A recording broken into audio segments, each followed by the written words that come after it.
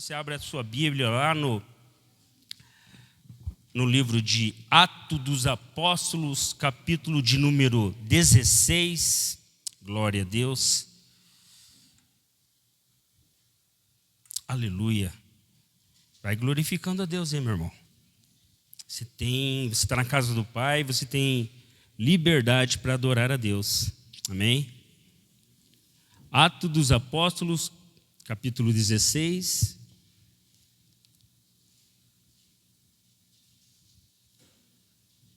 Versículo 25 em diante. Aleluia.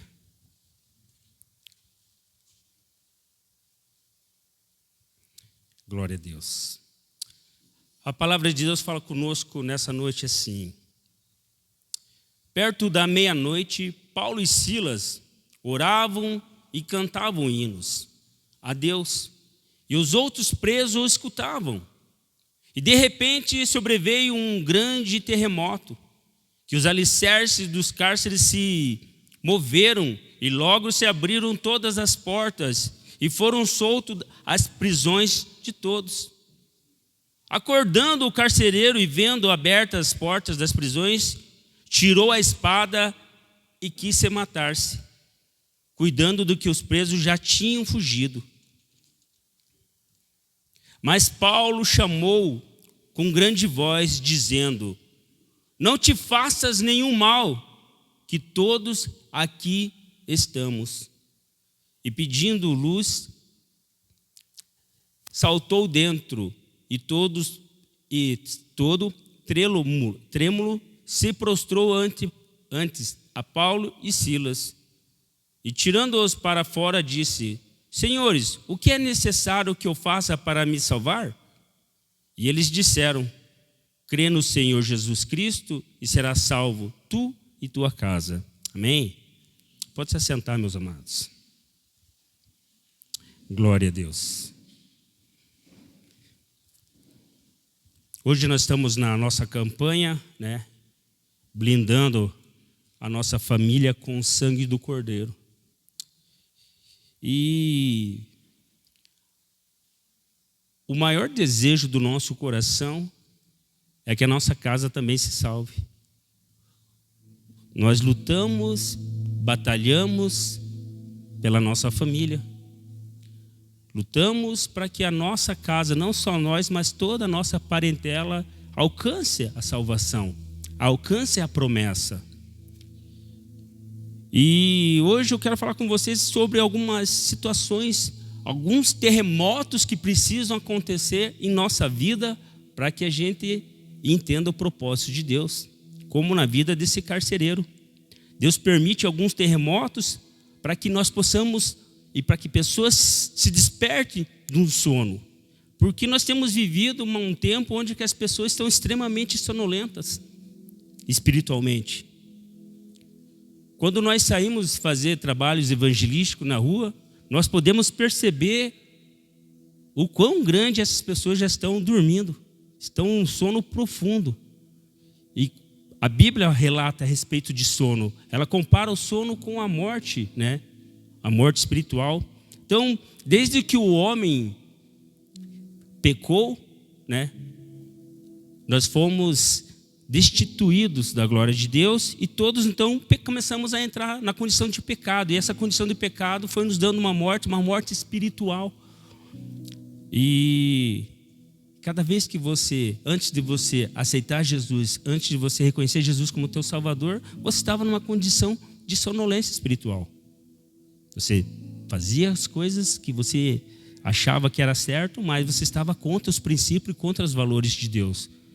Muitos lá fora, quando a gente está evangelizando, a gente fala algumas situações, o que é para nós pecado, o que a palavra de Deus condena como pecado, as pessoas já têm aquilo lá como comum, porque estão vivendo uma sonolência, estão dormindo espiritualmente. Então é muito importante nós entendermos isso, né? O sono espiritual. E hoje eu quero compartilhar isso com vocês, eu quero despertar a igreja para isso, para que eu e você possamos, como esse carcereiro, despertarmos e falar assim: opa, há uma promessa para mim e para minha casa. Então, Em Efésios 5:14 fala assim: pelo que diz, desperta tu que dormes, e levante-te dentre os mortos, e Cristo te iluminará. A verdade é que quando nascemos, nós já estamos numa condição de morte espiritual. A sonolência espiritual não nos deixa ter consciência da presença de Deus. Cada vez mais os seres humanos vão pecando, vão errando e vão se afastando da presença de Deus. E cada vez mais aquelas condições vão se piorando. Quantas pessoas que você conhece, que você já tentou falar de Jesus, mas essa pessoa não quer saber. E você vê que a vida dela está indo para um abismo. Nós estávamos na casa de recuperação e ali eu estava observando muitos jovens que já eram a terceira, a quarta, quinta, sexta vez que estavam lá, né? E não entenderam ainda o propósito que Deus tem na vida deles. Não perceberam ainda o potencial que eles têm na mão de Deus. Estão numa condição de sonolência, estão dormindo muitas vezes. E aí Deus permite os terremotos na nossa vida. Coisas que vêm e abalam as nossas estruturas e abalam as estruturas do inferno. Isaías 59:2 fala assim: mas as vossas iniquidades faz separação entre vós e o vosso Deus, e os vossos pecados encobrem o seu rosto de vós, para não vos que ouçam. Então, quando eu e você entramos nessa condição de sonolência, nossos pecados vão cada vez mais nos separando de Deus. Vai fazendo eu e você se afastarmos cada vez mais, e nós vamos entrando numa condição que é terrível. E daí há uma necessidade de, quando nós pregarmos o evangelho, temos a autoridade e o poder para abalar essas estruturas, sermos os terremotos na vida de pessoas, né? Paulo e Silas estavam numa prisão. Estavam presos porque estavam pregando o evangelho, né? Estavam lá porque expulsaram um demônio de uma menina que era adivinha e dava muito lucro aos seus senhores. E eles ficaram muito indignados e foram lá e denunciaram eles, Paulo e Silas. E os dois foram para a prisão. E algo que me chama a atenção, que hoje eu quero compartilhar com vocês, trazer para a nossa vida, é que as prisões muitas vezes vão fazer você ser um instrumento de Deus. E o engraçado é que Paulo e Silas estavam presos, mas eles estavam louvando a Deus, estavam orando a Deus. Isso é muito tremendo, porque primeira tribulação que eu e você passamos, a última coisa que a gente vai fazer muitas vezes é orar e adorar a Deus. Nós podemos perceber que no momento de dificuldade, no momento de tribulação, nós corremos para um, corremos para outros, pedimos ajuda para um, pedimos ajuda para outros, e a última opção que nós temos é orar e adorar a Deus. E é uma lição que eu e você aprendemos aqui, que nós precisamos adorar a Deus em todas as situações. E nesses momentos de cadeias, nesses momentos de tribulações que talvez nós estamos passando, quando nós começamos a adorar a Deus, quando nós começamos a entregar o nosso louvor a Deus, cadeias começam a se romper. O inferno começa a se abalar, as estruturas satânicas do reino do Satanás começam a se abater, se abalarem, e você começa a ver os milagres sendo manifestos.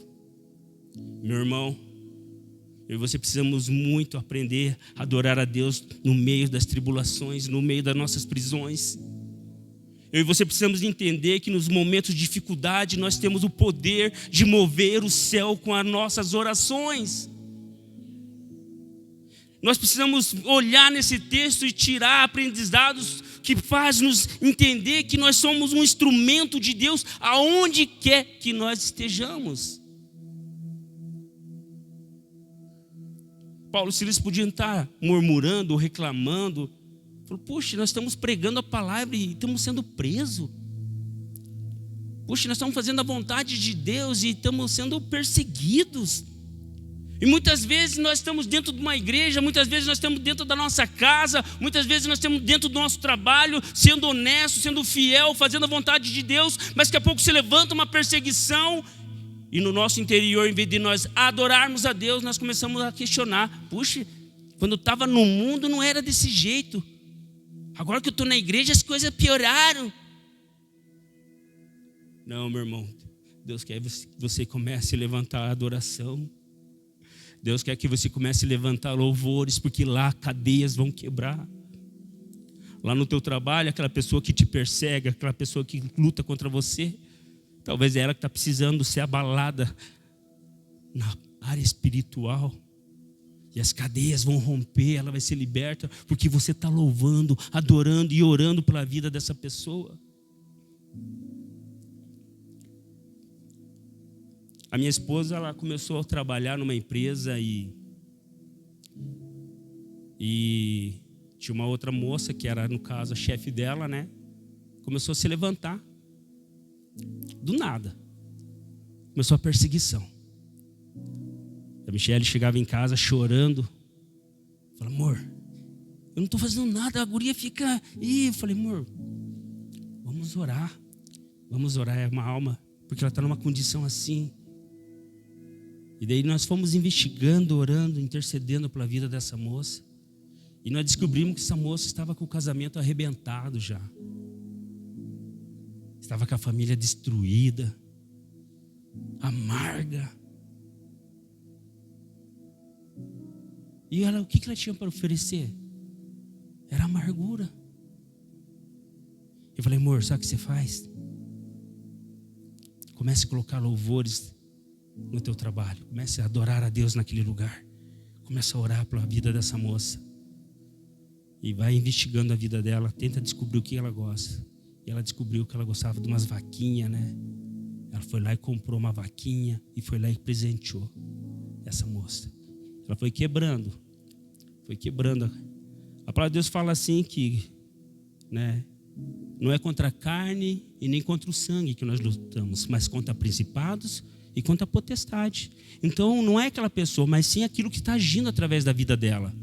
E nós começamos a identificar que a nossa luta não era contra ela, mas sim contra quem estava por trás da vida dela. E começamos a orar e a Michele começou a investir na vida dela, a presentear ela. Ela vinha com uma pedrada, a Michele ia lá com um presente. Ela vinha com uma palavra dura, a Michele vinha com uma palavra de amor. E foi até quebrantar o coração dela. E hoje ela está com a família dela restaurada. Estavam morando junto, mas em quartos separados. Já estavam só pensando como que iam falar para as crianças, como que eles iam se separar. Mas hoje Deus restaurou tudo. E hoje eles estão no ministério, estão numa igreja, são líderes de células. E eles vêm aqui em casa, eles testemunham o que Deus está fazendo, os milagres. Como é bom você ver que você foi algo que causou, que abalou as estruturas de Satanás. E aquelas correntes, aquelas prisões foram abertas. Você precisa entender que muitas vezes as tuas cadeias vai fazer pessoas serem libertas. Paulo estava numa cadeia física. Mas a pior cadeia era daquele carcereiro que estava preso espiritualmente, estava sonolento, estava dormindo, estava morto espiritualmente. Nós precisamos entender como igreja que nós temos um chamado. Nós fomos levantados para pregar esse evangelho a qualquer custo. Eu e você fomos chamados para fazer a diferença. É nesses momentos de perseguição, é nesses momentos de tribulações que nós podemos demonstrar o valor que Deus tem em nossas vidas. É aí que nós podemos mostrar um verdadeiro cristianismo. É nesses momentos. Porque é muito fácil você louvar a Deus quando está tudo fácil na tua vida. É muito fácil você vir louvar a Deus aqui quando o ambiente é propício a isso. Eu quero que você demonstre a Deus, louve a Deus naquele momento difícil que talvez o teu filho está passando. Aquele momento de rebeldia, aquele momento de crise que talvez você e a tua esposa estão passando. É nesse momento que nós precisamos demonstrar o amor de Deus, e as cadeias do inferno se abalarão. É gostoso você ver o que Deus faz na vida das pessoas quando você se dispõe, quando você se coloca na brecha.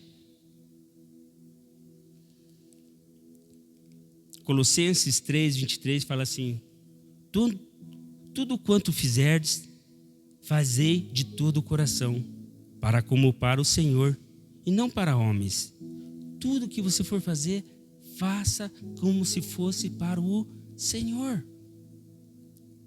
É uma dádiva que eu e você precisamos ter, é ter essa alegria e fazer as coisas para Deus, olhando para Deus.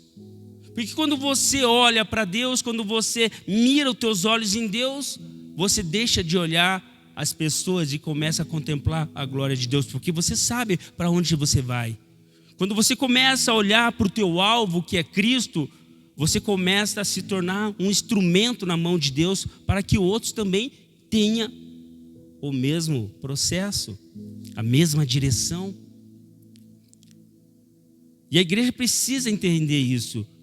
Quando nós lemos 1 Coríntios 11, do versículo 23 em diante, ali que fala sobre a ceia do Senhor, e chega um momento que ele fala: examine-se o homem a si mesmo e coma deste pão. Há uma necessidade de nós examinarmos, há uma necessidade de nós olharmos para dentro de nós e vermos se nós não estamos entrando naquela condição que um pouquinho antes ele fala que muitos, sem discernir o corpo, come e bebem, mas come e bebe para a sua condenação, para a sua ruína.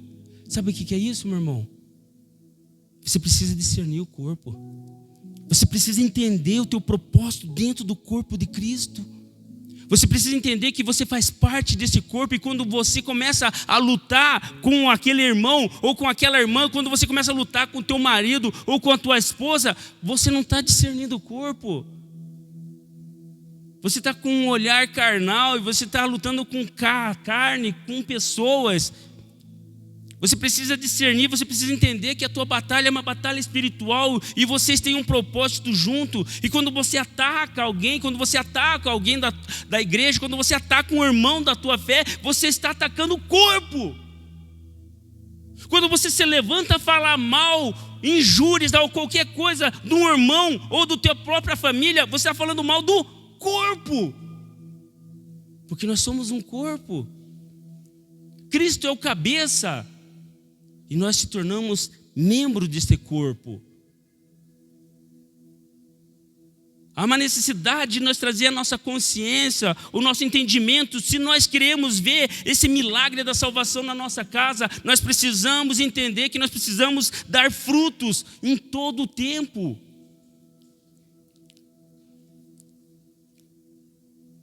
Eu fico imaginando aquele momento de louvor e adoração. E daqui a pouco começa a estremecer as coisas. Daqui a pouco as cadeias começam a se abalarem.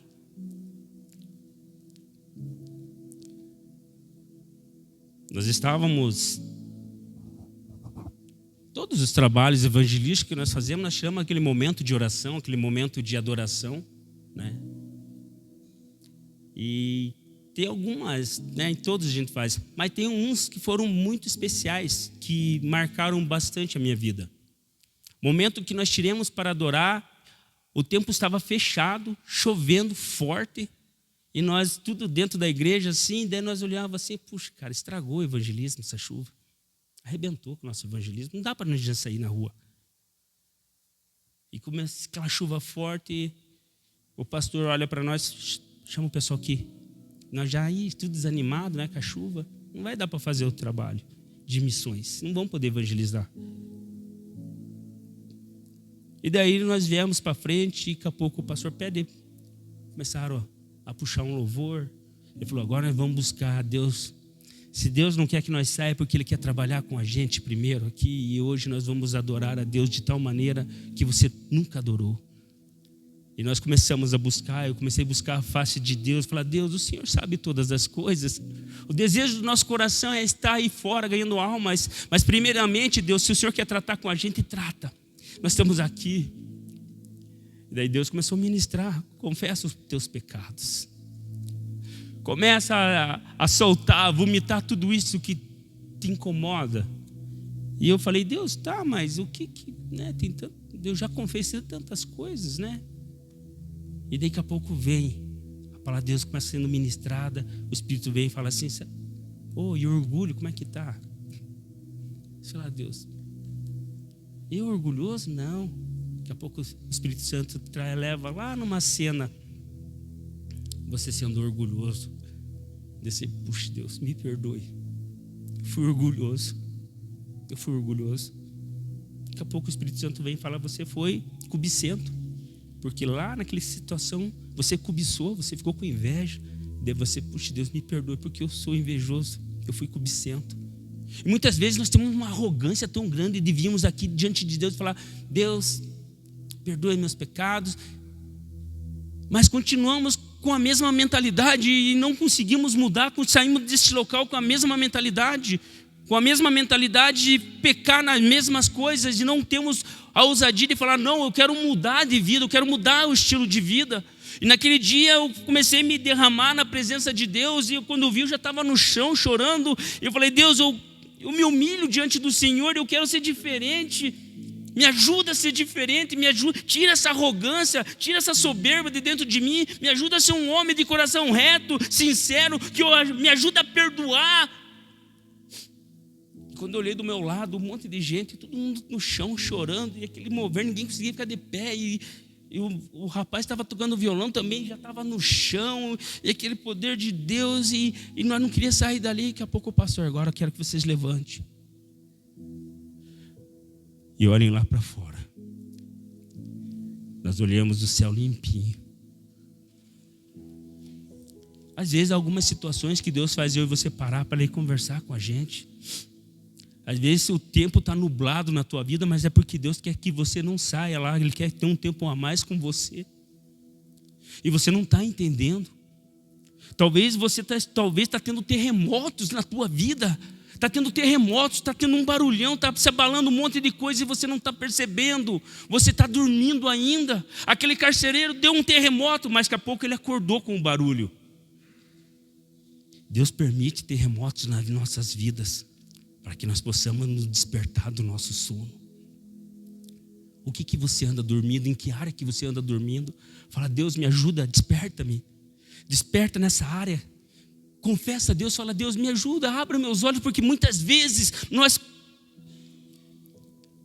estamos numa condição de sonolência, não estamos discernindo o corpo, porque toda vez que você fala contra um irmão, toda vez que você fala contra uma pessoa que está no mesmo propósito, que Deus entregou a vida por ele, você está ferindo o corpo, a igreja, e você faz parte disso. Então nós precisamos entender que essas cadeias, elas precisam ser abertas. E como que elas vão ser abertas? Através da nossa oração. Quando eu e você cantamos, quando eu e você adoramos a Deus, nós abalamos o inferno. Quando você vem aqui, quando você começa a adorar a Deus, você está abalando o inferno. Você precisa entender que quando nós saímos lá para fora, quando você vai para a tua casa, você tem que ter em tua mente que você só vai recolher os despojos que Deus está te entregando. Você precisa colocar no teu coração, na tua mente, que quando você está no centro da vontade de Deus, a tua oração, ela se torna uma bomba atômica no mundo das trevas. Satanás não suporta um homem e uma mulher que oram, que buscam a presença de Deus. E o que está acontecendo agora é que as pessoas não têm mais tempo de busca e de oração. Nós temos percebendo que as pessoas não querem ter um tempo maior de oração porque tem compromisso, tem uma vida tão corrida e não consegue ter aquele tempo de busca. E na oração é o momento que eu e você temos para nos desvaziarmos de nós. No tempo de oração é o tempo que nós temos que falar com o nosso Pai, que está sempre disposto a nos ouvir. Nós temos tanto tempo em outras coisas, mas naquele tempo de você conversar com Deus, nós estamos extinguindo de dentro de nós. Muitos aqui talvez não conseguem, nem só tiram aquela oração rápida do almoço, ou aquela oração amarrando o cardápio e já vai. Talvez vai ter que entrar em algumas prisões para você ter tempo de louvar e adorar a Deus. Eu não sei, mas eu sei que você pode mudar a tua história, você pode mudar a história daqueles que estão ao teu redor, quando você ora e quando você glorifica, quando você adora a Deus. Há uma necessidade de nós entendermos que nós temos uma arma poderosa nas nossas mãos, que é a oração. Eu e você precisamos entender que quando nós dobramos nosso joelho, o inferno se abala. Quando nós nos prostramos diante de Deus, as colunas do inferno se estremecem. Porque Satanás não quer ver os crentes de joelho orando, se rendendo a Deus. As pessoas têm se perdido por tantas coisas.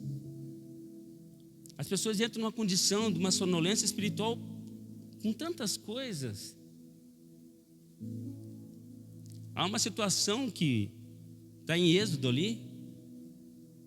O povo de Deus recebeu todas as... saíram do Egito, então eles receberam muitas coisas. Muitos presentes, pegaram muitos ouro. E ali, quando eles estavam com um monte de ouro, Moisés subiu lá, ficou 40 dias no monte lá, foi pregado domingo sobre isso. E aquele povo viu que Moisés estava demorando. Então já que Moisés está demorando, vamos fazer um Deus para nós, porque talvez Moisés nos abandonou, tirou do Egito, agora não, vamos fazer um Deus para nós, para que nos conduza, para que nós possamos adorar. E a palavra de Deus fala que eles pegaram os brincos deles, os utensílios que eles ganharam, os despojos que eles receberam e fizeram lá, deram para Arão para que fizesse um bezerro de ouro. O que eu quero falar com isso? Eu quero falar que muitas vezes nós recebemos despojos, Deus nos dá presentes, e nós pegamos esses presentes e fazemos eles ídolos para nós. Acabamos pecando. A bênção se torna maldição na nossa vida.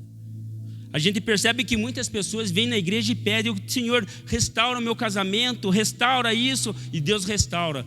Daqui a pouco ela já não tem mais tempo para Deus. Antes ela estava todos os cultos aqui, louvando, adorando, de joelho prostrada, chorando na presença de Deus pela família. Daí quando Deus restaura, ela já não tem mais tempo para Deus. Aquele desejo, aquela vontade de estar nos pés do Senhor, some. Muitas pessoas falam: Deus, eu quero um carro, me abençoa com isso. E quando Deus abençoa com um carro, daqui a pouco ela não tem mais tempo. Eu tenho que passear, aproveitar. Outros: eu preciso de um trabalho, e assim vai. Quando consegue o trabalho, daqui a pouco eu não tenho mais tempo para a igreja, porque eu estou muito cansado. Trabalhei demais, eu não posso estar na igreja, eu não posso estar congregando junto, eu não posso estar fazendo parte do corpo. Está entendendo que a sonolência começa a entrar na vida das pessoas quando elas começam a colocar as bênçãos acima do abençoador? Começa a entrar numa condição de sonolência espiritual. Aprendemos. A palavra de Deus, ela nos ensina tantas coisas para que nós possamos evitar esse sono, para que nós possamos evitar de estar dormindo espiritualmente. A igreja de Sardes, que está lá em Apocalipse 3, 2, é uma igreja que parecia que estava viva, mas ela estava morta. Deus conhece o meu íntimo e o teu íntimo. Não dá para a gente viver de aparência só. Você precisa dar frutos de verdadeiramente. E hoje eu quero convidar você para ser um instrumento de Deus para que abale o inferno, que abale as estruturas do inferno e que cadeias venham se romper na vida de pessoas. Hoje eu quero te convidar a ser Paulo e Silas, a você vir aqui na frente comigo e nós começarmos a orar, levantar um clamor pela nossa nação que está se perdendo. A palavra de Deus fala que nenhuma autoridade é constituída se não for a vontade de Deus. Então uns perguntam, falam, então o cara que está lá no poder, porque Deus permitiu? Sim, há duas condições para o povo de Deus. Uma, quando um homem é bom no governo, a palavra de Deus fala que o povo vai bem. Mas quando um homem é mau no governo, o povo sofre. Mas por que o povo sofre? Porque o povo está numa condição de julgamento. Quando Deus permite um governo mau estar governando, é porque Ele está começando a julgar, pesar sobre o povo, sobre aquela nação. E o Brasil precisa entender, o Brasil precisa voltar os olhos para Deus e começar a derramar o seu coração verdadeiramente. Não apenas com palavra, mas com um coração contrito, chorar na presença de Deus mesmo, porque nós temos olhado as circunstâncias, as coisas ao nosso redor e não temos chorado. Para nós está ficando comum nós ver um pai matar um filho matar um pai, uma mãe matar um filho matar uma mãe, está se tornando algo comum para nós. Nós estamos tão insensíveis porque nós passamos do lado de pessoas que estão à beira da morte e muitas vezes nós fazemos como aqueles homens que passaram ao largo, não param para ajudar, não param para dar uma palavra de vida. Muitas vezes você está dentro de um ônibus, está do lado de alguém, uma pessoa murmurando, reclamando da vida, e você, com o autor da vida, você não dá uma palavra de vitória para aquela pessoa, uma palavra de vida para aquela pessoa.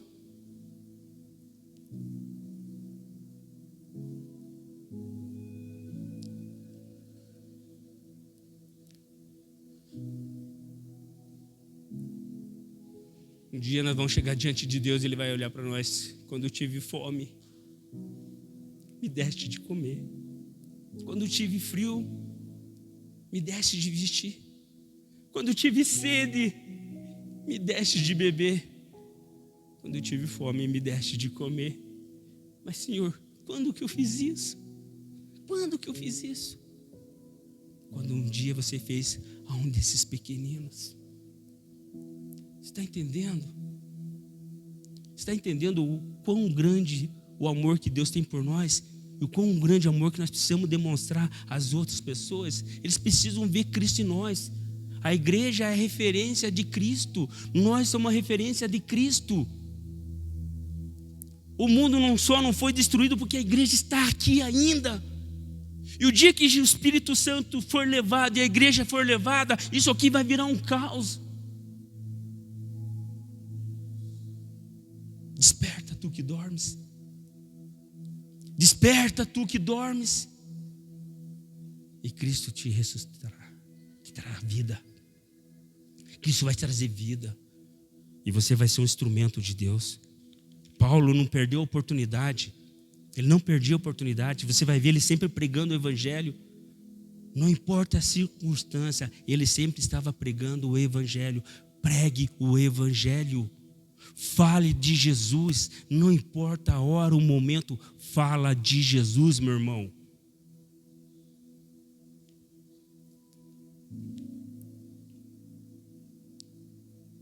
Tem pessoas que não vão poder chegar diante de Deus e falar assim: Deus, eu não sabia. Deus, eu não sabia que não vai ter como nós chegar diante do Pai e falar: Deus, eu não sabia que tinha que me portar desse jeito ou daquele jeito. Deus falou: não, cara, as oportunidades sempre estavam lá para você. Lembra aquele dia que você estava no teu trabalho lá? E aquele rapaz começou a falar que queria abandonar a família dele e você deixou? Você não deu aquele conselho? Não, cara, não faça isso. A tua família é o teu bem mais precioso. Tua família é um projeto de Deus. Sabe aquele rapaz que falava que hoje eu quero me entorpecer, quero tomar todas, quero chegar em casa 3, 4 dias depois, e você falou, cara, Deus mudou minha vida, você teve um testemunho, você pode mudar a história de alguém. Você podia falar, cara, eu já tive nessa condição, mas Deus me mudou, Deus transformou, hoje eu sou outra pessoa. Você não vem falar para mim que a tua timidez vai... Não, os tímidos não herdarão o reino dos céus. Você precisa ter ousadia.